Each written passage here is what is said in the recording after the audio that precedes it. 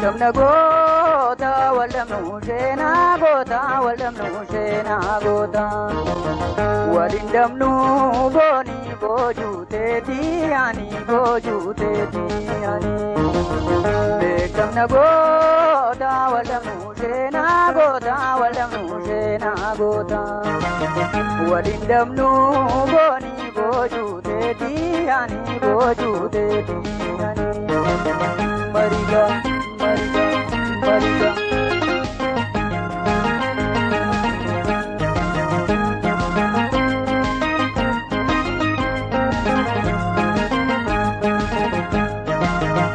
otuga halala manike leima yeigara goro duba Portugane mangala jalala leima yeiga batena gupa otuga argate belawe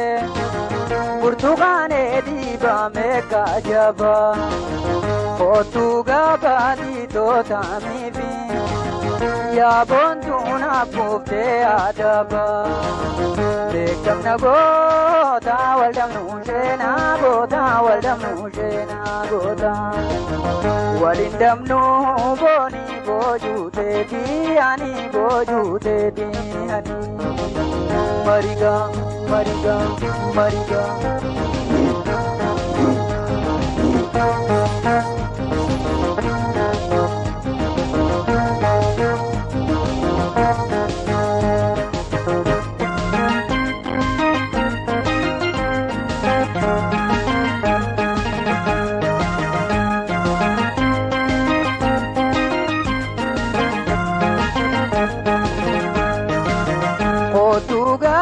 kumni jalala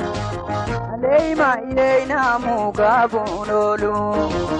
Portugane halkamana manis ya bondu anse arkonolu otulali mimani jato leima yeyo kunarrankoru Portugane yom dufta sinega leima yeikani moboru otuga iftawana fadu leima yeikotugu yaboru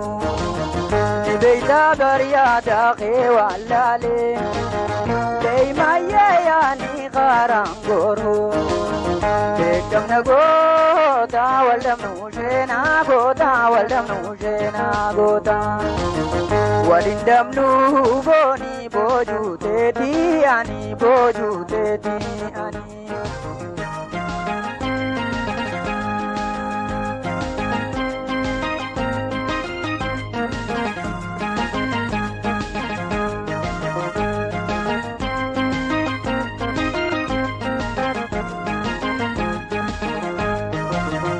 otuga jalalti dugada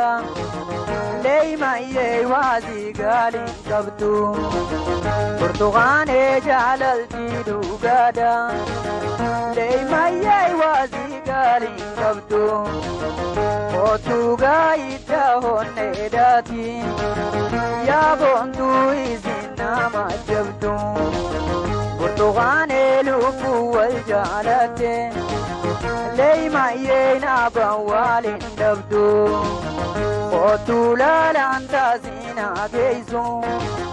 ya bontu adunya ranjirtu beekamna goota waldhabnu sheenaa goota waldhabnu sheenaa goota waliin dhabnu boonii boojuuteeti ani boojuuteeti ani